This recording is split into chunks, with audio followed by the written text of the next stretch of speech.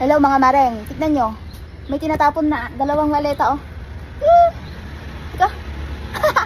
Tapos ito, ano pa, branded. Tapos ito, no damage. No damage. Klima. Still okay. Ito maganda to, oh. Tignan nyo, oh. Ganyan siya, oh. Oh. Pwede pa. 双轨的。 Oh. So natin. Tignan nyo. Kukunin ko yata ito.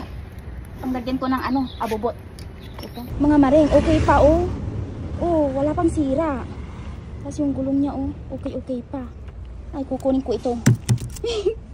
Kukunin ko to. Kukunin ko to. Okay pa, oh. Oh. Pwede pa, diba? Tapos yan, oh. Ano siya? Pwede tatanggalin mo siya, oh. Oh. Ayan, tatanggalin lang itong mga sticker niya.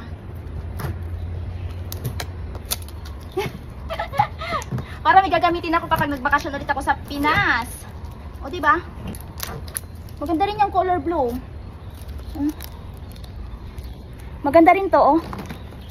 Yan, oh. Ganda. Ganun din. Umiikot-ikot din siya, oh. Diba ang ganda?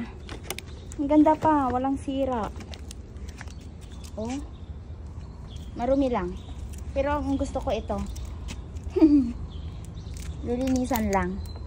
So, ito na maring kinuha ko na. Yung isa, hindi ko na kinuha kasi wala na akong panglalagyan sa kwarto ko. At para mabilis matanggal yung pinangdikitan ng sticker, ay gagamitan ko neto. Pangtanggal ito ng stickers. Buti na lang ay meron kaming ganito. Pero matagal na tong expired maring. Ilang taon nang expired to. Pero itatry ko lang, baka effective pa. Pangalawang maleta na pala ito na nakuha ko sa itatapon ng basura. Buti na lang nasaktuan ko nung lalabas na ako para bumili ng pentang. Nakita ko to na kasama sa itatapon ng basura ni Garda. Di syempre, nagtwinkle na naman yung mata ko maring dahil may panglalagyan na naman ako ng mabibili kong mga ukay. Charis!